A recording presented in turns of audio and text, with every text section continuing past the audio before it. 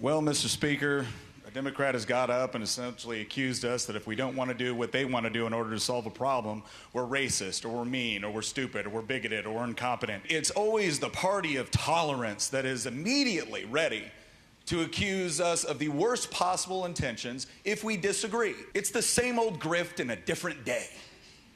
And we're tired of it. Listen, I got to tell you, Mr. Speaker, my constituents look at a lot of the things that our Democrat colleagues want to do, and their response is, please stop helping.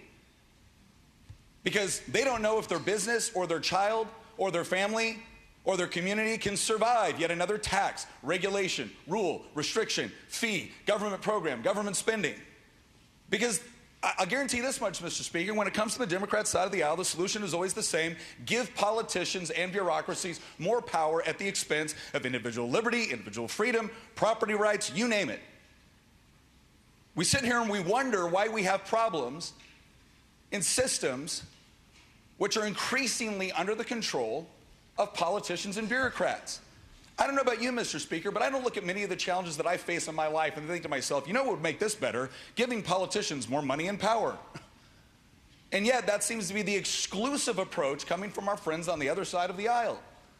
And if you don't accept that, if you don't accept a solution that gives them more power, you must be a bad person. Mr. Speaker, I don't care what they call me anymore.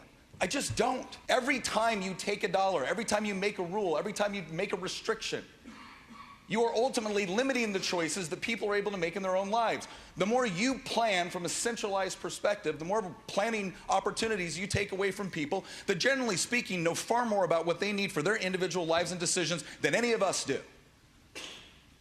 And so I understand that you may want to get up here and lecture us all on how altruistic you are, but you know what? It's really easy to be generous with everybody else's money. So let's just face it. I think we both want solutions.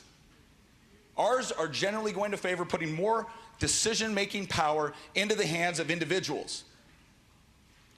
Because we don't believe that as politicians, somehow when we got elected, we were automatically imbued with all of the intelligence and wisdom necessary to be able to micromanage the individual lives and decisions of over 8 million Virginians. And that doesn't make us mean, Mr. Speaker. It used to mean what a free country was.